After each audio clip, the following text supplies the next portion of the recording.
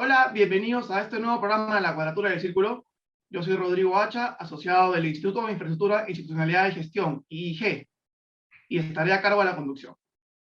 Hoy tenemos como invitado especial a Jorge Muñoz, alcalde de Lima, quien nos contará acerca de su experiencia en la gestión y de los retos para el próximo alcalde, así como algunos aspectos de la cuestión de gestión que iremos conversando con Luis Valdivieso, que es el otro participante de la conversación, quien ha sido ministro de Economía y Finanzas de la República del Perú, y además tiene mucha experiencia en gestión de fondos, ha trabajado en el Fondo Monetario Internacional, ha sido oficial del Fondo Monetario Internacional durante muchos años, y bueno, esperemos pues llegar a los puntos más importantes en términos de gestión de proyectos, ¿no? Oficinas de gestión de proyectos, gestión a nivel metropolitana de todo este submundo que son los gobiernos locales, ¿no? Los 43 distritos que tenemos en Lima, etc. Así que sin más preámbulos, Jorge, te invito a comenzar quizá con unas palabras preliminares, que nos comentes un poco sobre la gestión que has tenido, sobre toda esta experiencia, y para luego ir adentrándonos más en lo que podamos ir viendo sobre los proyectos por delante. Muy bien, muchas gracias, Rodrigo. Muy buen día contigo, con Lucho, con toda la gente que nos está siguiendo.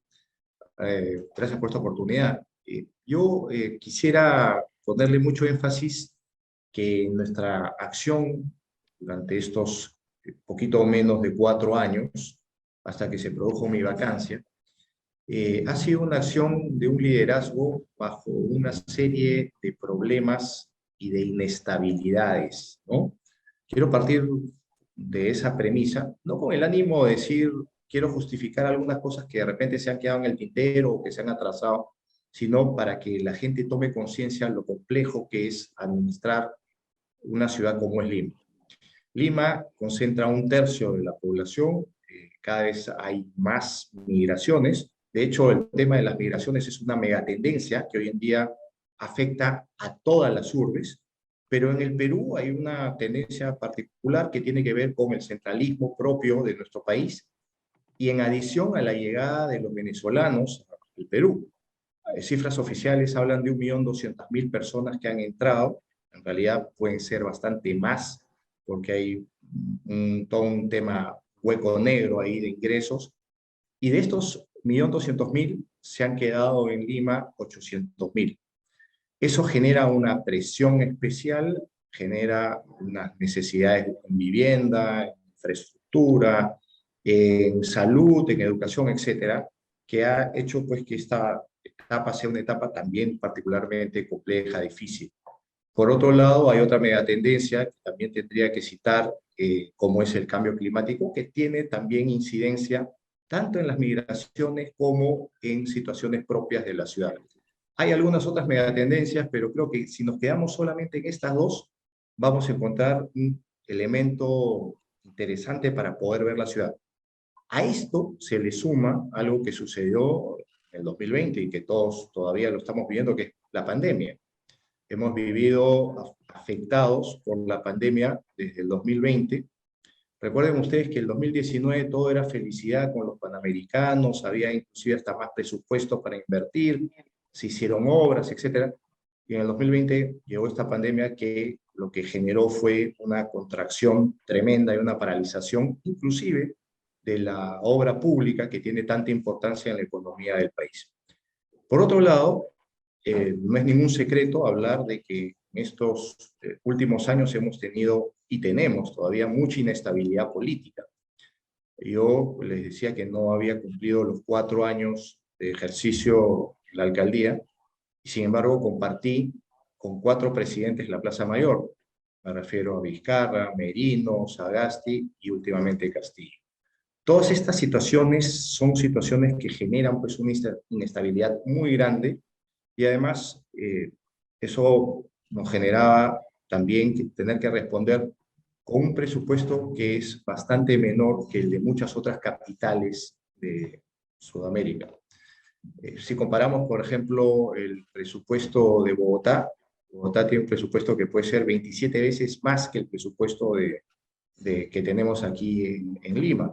Entonces, hay elementos comparativos que son muy importantes. Si tú has tocado un tema, Rodrigo, que también es fundamental. Tú hablaste de 43 jurisdicciones. Efectivamente, Lima está compuesta por 42 municipalidades distritales más la provincial, que hace las veces también, a pesar de que no es formalmente así declarado, de alcalde del cercado, pero sí con una visión metropolitana.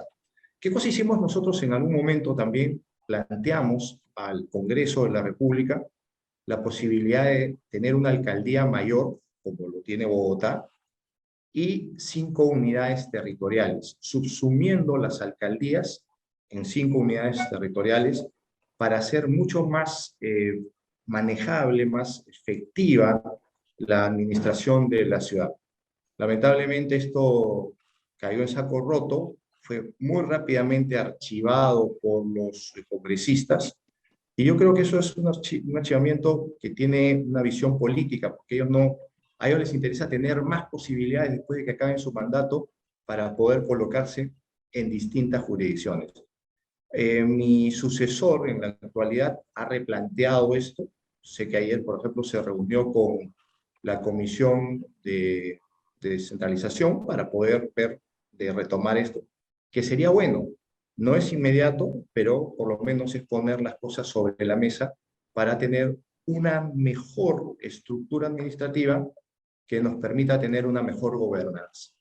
Todos sabemos cuál es el concepto de gobernanza. Gobernanza es el manejo de poder, la administración del poder, pero hacerlo con confiabilidad de los ciudadanos y con responsabilidad, sobre todo, ¿no?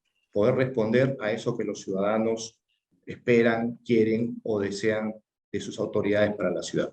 Creo que con esta introducción podemos entrar a los temas que ustedes han preparado, pero es importante poder compartir ello porque este liderazgo durante este término, que es el que me ha correspondido a mí, ha tenido estas situaciones que son factores que tienen que ser siempre considerados. ¿En qué sentido estás en desventaja en el sillón de alcalde cuando manejas una ciudad como Lima, comparado a alguien que maneja Bogotá o, no sé, México o cualquier metrópolis que sea, digamos, un espacio similar, comparable, ¿no? Al caso peruano, que vienes en un país que tiene fondos centralizados, una gestión, digamos, estructurada de los 90 con reformas, etcétera, pero también con un reto político muy fuerte al mismo tiempo, ¿no? Entonces, quizá ahí sería interesante empezar la discusión por este lado. ¿Qué hacemos con la plata? ¿Qué obstrucciones tienes en el camino, además? ¿Y qué es lo más fácil que tienes en el camino adelante, ¿no? Para poner en la agenda del Congreso, etcétera. Bueno, no es Sí, cuestión de mira, ventaja o desventaja, es una estructura diferente. O sea, el proceso de descentralización debería de haber asignado recursos, base de recursos impositivos y también responsabilidades de gasto de manera simultánea de tal forma de que se mantenga un balance presupuestal tanto a nivel nacional como a nivel subnacional, o sea, regional o local. La diferencia que existe con otros países es que la transferencia de la base impositiva ha sido muchísimo más grande, manejan mucho más recursos porque tienen más recursos propios y tienen acceso a la base impositiva, a un acceso mayor. Pero también tienen responsabilidades mayores, tienen responsabilidad por educación, por salud, por transporte. Entonces, ese proceso de asignación de ingresos y de gastos se llevó a cabo muy mal en el país. Eso tiene que ser revisado de todas maneras. Hay muchos asuntos que hay que discutir de manera, digamos, alturada y constructiva a fin de poder, en el tiempo, poder hablar de un mantenimiento o una administración de la ciudad de Lima, que tiene un tercio, o sea, de población del país, que sea dotada de los recursos apropiados, claro, y que asuman las responsabilidades apropiadas. Me acuerdo mucho de la discusión con Lucho Castañeda, cuando él no quería aceptar las responsabilidades de educación y salud, y prefirió hacer su propio sistema de salud privado, básicamente. claro, sí, solo. ¿Por qué? Porque él decía, no tengo los recursos para mantenerlo. Lo mismo pasó con el tren. O sea, el tren estaba paralizado y no tenía los recursos para mantenerlo. Y el gobierno central le daba a cuentagotas los recursos. Mientras tanto se iban deteriorando todas las cosas que estaban paralizadas hasta que se comenzó la reconstrucción y se transfiere al Ministerio de Transporte. Esa asignación de responsabilidades que tú la debes haber vivido, Jorge, que es, por ejemplo, el transporte. El hecho de que se haya pasado todo al ATU y que el ATU tenga responsabilidades distintas que el Ministerio de Transportes y Comunicaciones. O sea, ¿cómo resuelves el problema del transporte si no tienes la responsabilidad global del manejo del transporte urbano? No solamente a nivel subnacional, sino a nivel nacional. ¿Cómo tienes tantas instituciones interviniendo en resolver un problema? Ahí hay que también entrar a discutir. Pero no quiero agotar un poco los temas. Yo, en función a lo que tú decías, Lucho, tengo algunos comentarios que creo que son importantes. Y esa es una reflexión, sobre todo de cara a quien va a tomar la posta de la municipalidad a partir del próximo año. Necesariamente tienen que hacerse 3 reformas, creo yo. Una primera reforma es de la que ya hemos hablado, que es la reforma territorial, y esto de tener una concentración más eficiente en algunas unidades territoriales. Eso es fundamental y creo que hay que poner el tema sobre la mesa para la discusión. Lo segundo lo acabas de mencionar tú en esta explicación. Tiene que haber una reforma tributaria en lo municipal. Tiene que haber una mejor también visión de lo que debe ser una distribución de ingresos para la ciudad, para la capital. Este canon no debe ser solamente por el tema del territorio, como tú lo has dicho, sino por el tema de la influencia. Y la tercera reforma tiene que ver con el tema institucional en lo político, que es un poco más amplia, que no se ha cumplido. O sea, han habido intentos de hacer reformas políticas, pero que no han generado la posibilidad de que las instituciones, por un lado, se fortalezcan y además haya más integridad. Gran parte de la problemática que tenemos también nosotros como país es que la corrupción está institucionalizada y que está carcomiendo a las instituciones. Entonces, estas 3 reformas son fundamentales para buscar tener una ciudad viable, un país viable. Hace 2 días atrás, con un grupo de personas reflexionábamos sobre si Lima es viable o si el Perú es viable. Y si seguimos por los mismos caminos que tenemos, creo que esa viabilidad no va a ser posible. Hay que hacer una reforma real. Pero para eso necesitamos un Congreso comprometido. Y lo que tenemos hoy en día es que tenemos un Congreso que no está comprometido con las reformas. Y de ahí salto a los temas, por ejemplo, que tú acabas de tocar de transporte urbano. Sabemos que en el año 2018 se creó una institución que conceptualmente es muy buena, como es la Autoridad de Transporte Urbano, para Lima y Callao. Sin embargo, durante todo este tiempo no ha habido una eficiencia en la autoridad. Yo diría por 2 cosas. Uno, o hasta de repente algunas cosas más, pero hay fundamentalmente estos 2 temas. Uno, que no tienen los recursos del caso, no hay un presupuesto debidamente asignado. Tienen un presupuesto bastante pequeño y hay una dependencia del MTC. Y el otro tema es que han habido normas, proyectos, intentos desde el Congreso de fortalecer a los informales, hacer que en vez de que se piense, por ejemplo, en un vehículo de transporte donde puedan entrar más de 30 personas, se está pensando en fortalecer o en favorecer al taxi informal que hoy en día circula con vehículos obsoletos por la ciudad. Entonces, esas cosas tenemos que ponerlas sobre la mesa para poderlas discutir. Y una última reflexión en función a esto que tú acabas de decir, de las transferencias de facultades o de funciones para que se logre una verdadera descentralización. No nos olvidemos que Lima Metropolitana tiene un régimen particular. No solamente el alcalde es alcalde metropolitano, sino es gobernador metropolitano. Yes. Y ahí las transferencias han sido parciales, se han transferido temas que están referidos con turismo, había un proceso que estaba caminando de transferencias para temas de salud, pero llegó el COVID y paralizaron eso. Expresamente, uno de los ministros que manejó esta situación nos envió una carta diciendo que dada la coyuntura y dado el problema de la pandemia, quedaba totalmente suspendido estas posibilidades de hablar de la transferencia siquiera. Antes de que yo me vaya, tratamos de retomar esto, pero todavía encontrábamos esta situación paralizada de parte del MINSA. Has tocado también, Lucho, algo que es muy importante, la transferencia en educación. Se hizo un piloto hace unos años atrás con 5 municipalidades. Una de ellas era Lima, y habían algunas otras. A mí me tocó cuando fui alcalde de Miraflores, estar en ese piloto. Pero el piloto fue muy mal realizado, porque básicamente lo que hacíamos nosotros como alcaldes era administrar planillas.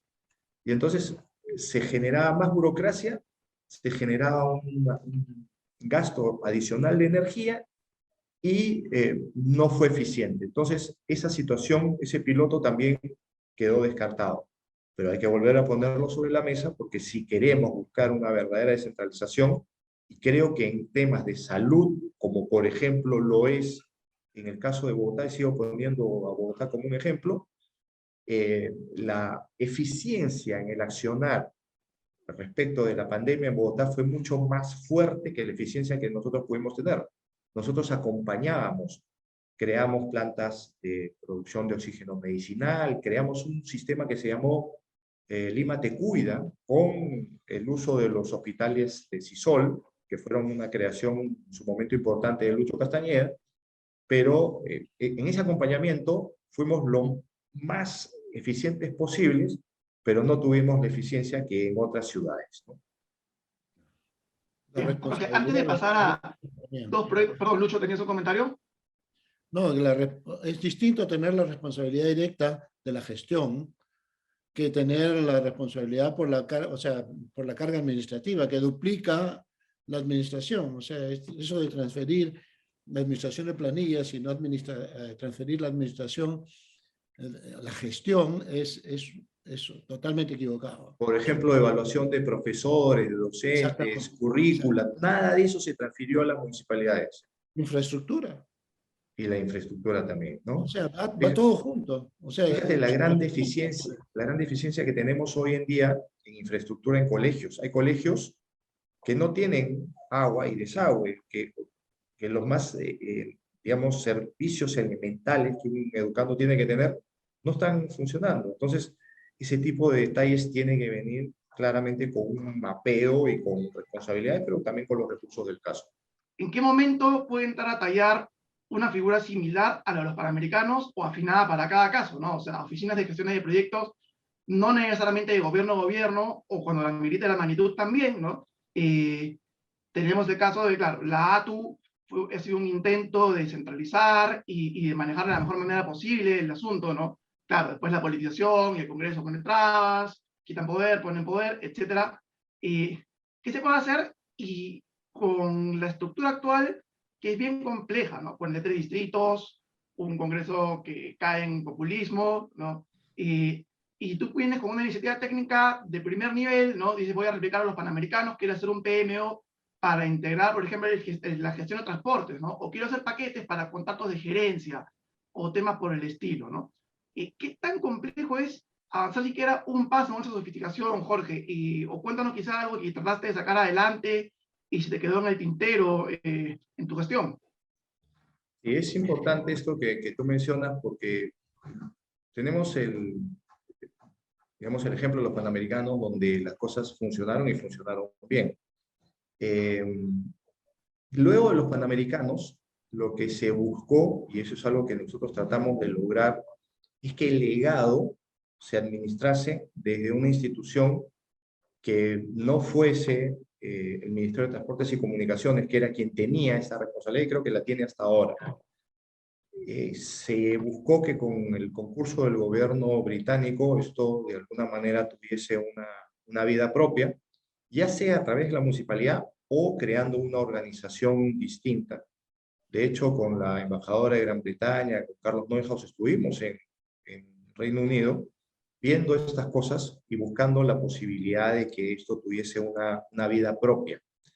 Pero para eso otra vez los jugadores se tienen que alinear, tiene que haber un trabajo conjunto con quienes hoy poseen las responsabilidades, ver que estén dispuestos a transferir esas responsabilidades, etc.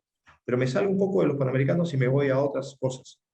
Hace no mucho tiempo atrás tomamos contacto con la municipalidad de Seúl. Ahí hay un alcalde, que es el alcalde Oh, que es un hombre que entiendo está en su tercer o cuarto periodo, que tiene una visión muy interesante de cómo se deben manejar las ciudades. Es un hombre presidenciable, probablemente después de que termine este periodo que recién ha comenzado, postule a la presidencia. Y con él estuvimos viendo la posibilidad de hacer un trabajo en esa línea para hacer de Lima una verdadera Smart City. Y cuando hablo de Smart Cities, no me refiero pues a que todo tiene que ser tecnológico. Hay que ir poniendo los pasos para la tecnología y utilizando esa tecnología.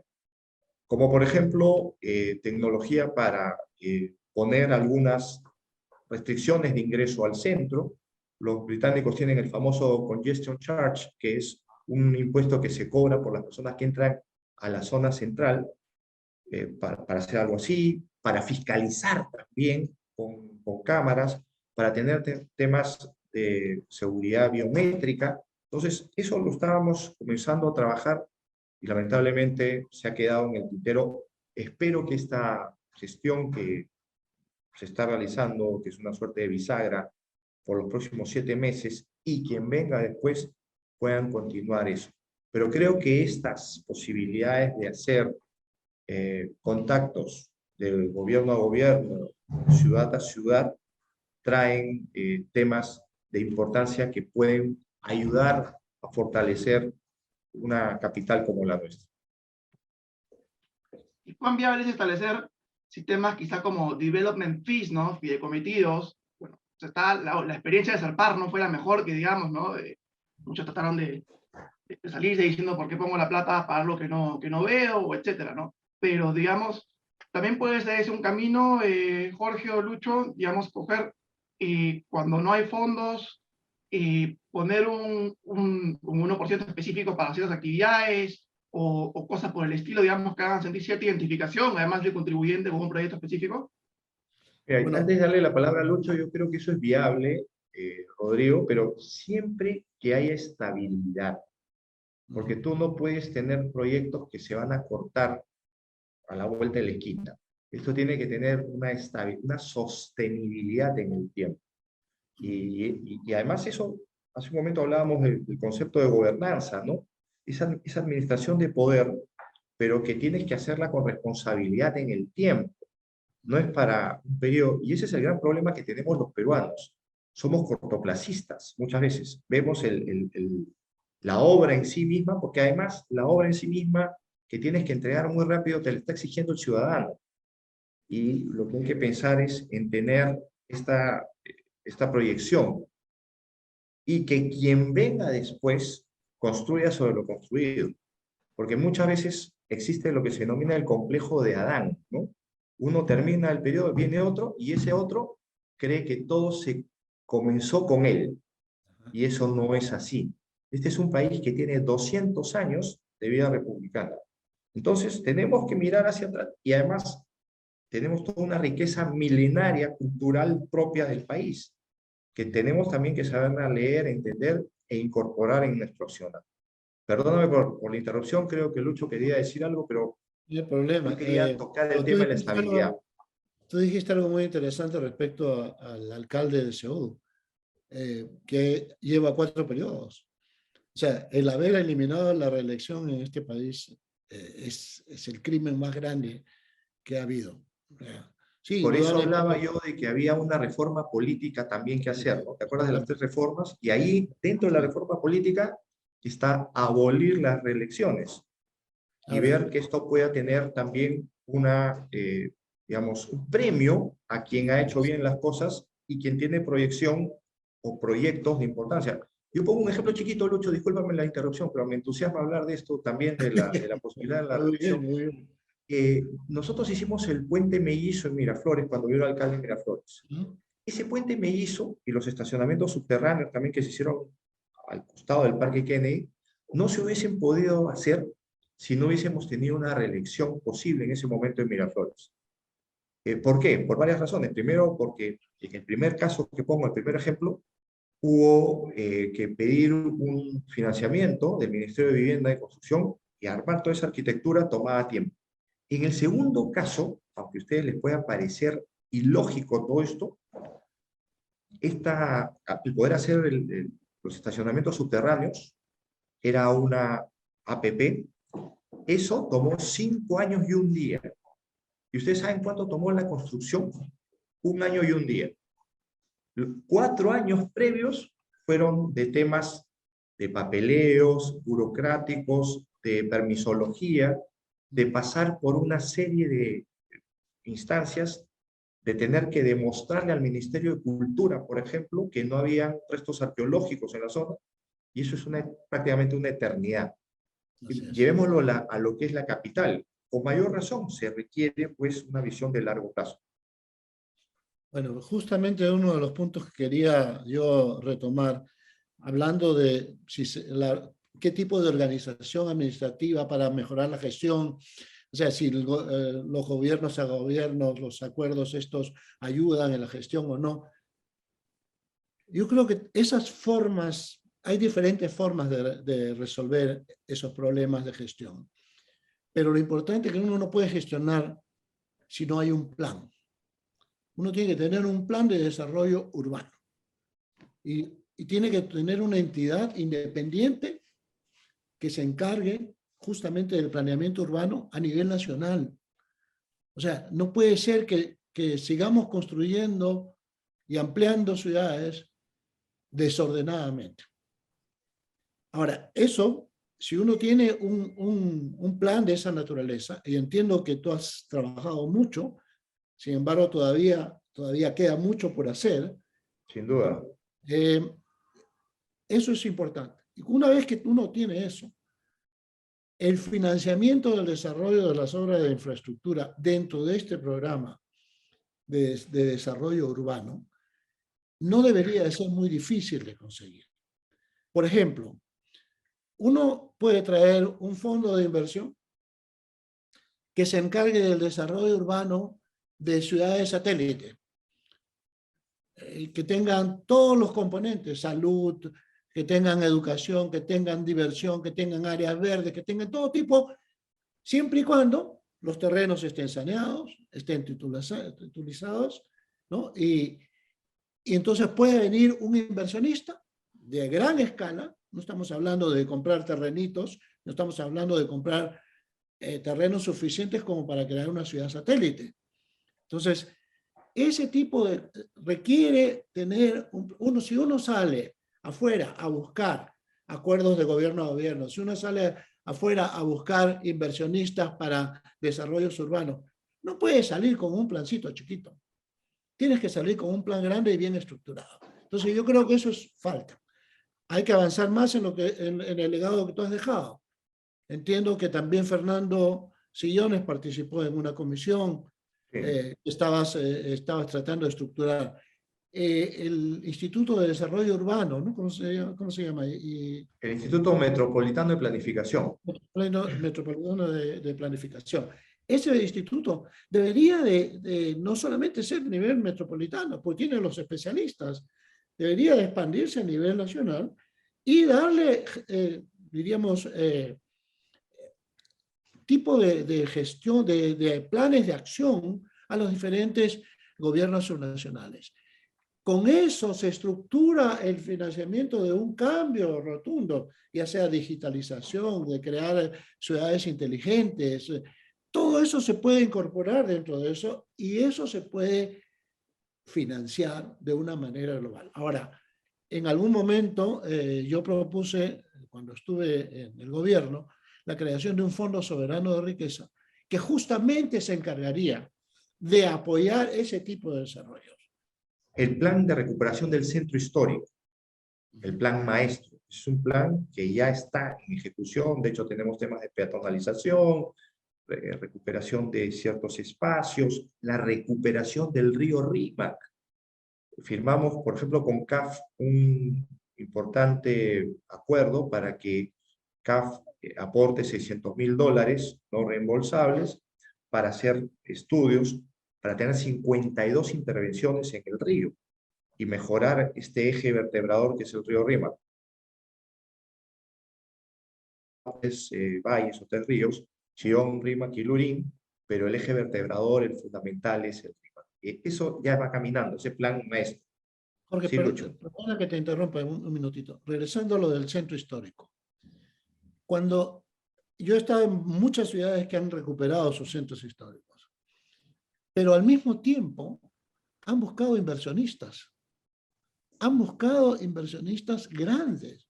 ¿Para qué? Para que compren los edificios históricos y los puedan renovar y puedan crear sus oficinas y puedan traer sus negocios. Ahora, yo lo que he visto es, efectivamente, en la Plaza San Martín ha habido muchos inversionistas extranjeros que se han comprado de manera individual, poquito a poquito, se han ido comprando edificios. Hoy día han hecho edificios, han hecho oficinas, algunos han hecho unos departamentitos por ahí. O sea, pero la pregunta es, ¿por qué en ese plan de desarrollo histórico, o sea, de recuperación del centro histórico, la recuperación del centro histórico, se ha incorporado esta noción de buscar un inversionista grande que pueda apoyar ese proceso? Ese punto ha faltado, y hay que ser totalmente sincero, ¿no? Y por eso yo aprecio, valoro y aplaudo esta conversación, porque siempre eso es justamente del diálogo sale justamente la luz, ¿no? Y ese es un punto que sí ha faltado, hay que decirlo así. Y que va en la línea también de lo que tú decías para el tema del otro plan, del cual voy a hablar más adelante, que es el plan de desarrollo urbano. El segundo plan que nosotros ya concluimos y se está ejecutando es el plan de acción climática. Ese es un plan importantísimo que ninguna municipalidad del país lo tiene, y es justamente ver cómo se enfrenta esta situación para hacer de Lima una ciudad que camine, no digo que llegue al destino de ser carbono neutral, porque no podemos decir sí vamos a hacer en tal fecha carbono neutral, porque eso sería una utopía. Pero a veces las utopías son metas, son temas interesantes, importantes. Ese plan ya está. El tercer plan es el plan de desarrollo urbano, que está en proceso de revisión última. Ahí estuvo efectivamente Fernando como uno de los consultores, digamos, ad honorem, personas que plantearon cosas importantes. Eso está prácticamente listo para ser aprobado y debe ser aprobado. Y el cuarto plan, que está un poquito más atrasado, decía yo, es el plan respecto de la visión de la Costa Verde. Ahora, teniendo estos 4 planes ya aprobados y la misión de esta gestión tiene que ser aprobar estos 2 últimos planes antes de que acabe esta gestión, creo que el siguiente alcalde podría incorporar esa figura de buscar a los inversionistas para poder hacer que a futuro se puedan tener grandes inversiones para poder desarrollar mucho mejor la ciudad. Eso es algo fundamental. Yo coincido plenamente contigo. Perfecto. Ahora, yo sí quisiera hacerte una pregunta, Jorge, y es un poco de autocrítica. O sea, si pudieras hacer un poco de autocrítica. Hay muchas quejas respecto a la sobreregulación municipal. ¿Cómo viste tú ese problema? ¿Qué trabas viste que era susceptible de ser removidas? ¿Qué cosa hiciste por hacer mucho más fácil por ejemplo, en construcción? Todos los distritos tienen que al final llegar a la Municipalidad de Lima para poder avanzar. Y eso no necesariamente, ¿eh? No necesariamente. Bueno, pero hay muchos que llegan, sobre todo los más grandes, los que tienen, diríamos, características distintas a la zonificación donde se van a hacer los desarrollos. ¿Qué hiciste y qué más queda por hacer? Porque a mí me preocupa muchísimo esta dependencia, esta centralización en la toma de decisiones. ¿Y por qué? Porque implica aumento de costos. Sin duda que sí. Fíjate, una de las cosas que a nosotros nos preocupó mucho es encontrar esa burocracia que hace que todo se encarezca o que hayan estos sobrecostos que tú mencionas, ¿no? Pero tú has puesto un ejemplo de la construcción. Las licencias de obra, las licencias de construcción, las entregan cada una de las municipalidades distritales. Son autónomas en ese sentido y tienen que dar esto en función a determinados parámetros que sí se han dado o que sí se han elaborado en la municipalidad metropolitana, que tienen que ver con temas de alturas, por ejemplo, asuntos relacionados con zonificación, que nacen de los distritos, pero que se consagran en la metropolitana. El problema se da, Lucho, cuando hay situaciones donde no se ajusta digamos, la expectativa del constructor a la normativa, o la interpretación de la normativa a la expectativa del constructor, y eso termina llegando en una situación de apelación a una comisión técnica. Y ahí hay una problemática adicional que no le hemos podido cambiar. La comisión técnica, que está en Lima, la Comisión Técnica Metropolitana, está compuesta por una persona que preside, que es de la municipalidad, y por comisionados, que son de los distintos colegios. Y eso es a veces entrar a la dimensión desconocida, porque ellos, en virtud de su autonomía, hacen y deshacen en la interpretación de los, digamos, reglamentos, normas, etc. Ahí hay todo un reto muy grande a desarrollar para el futuro, sin duda que sí. Bien, muy interesante todo. Hemos llegado al final de la conversación. Esto ha sido todo por este programa. Muchas gracias, Jorge, y los Las gracias a esperamos en nuestra ustedes. próxima edición.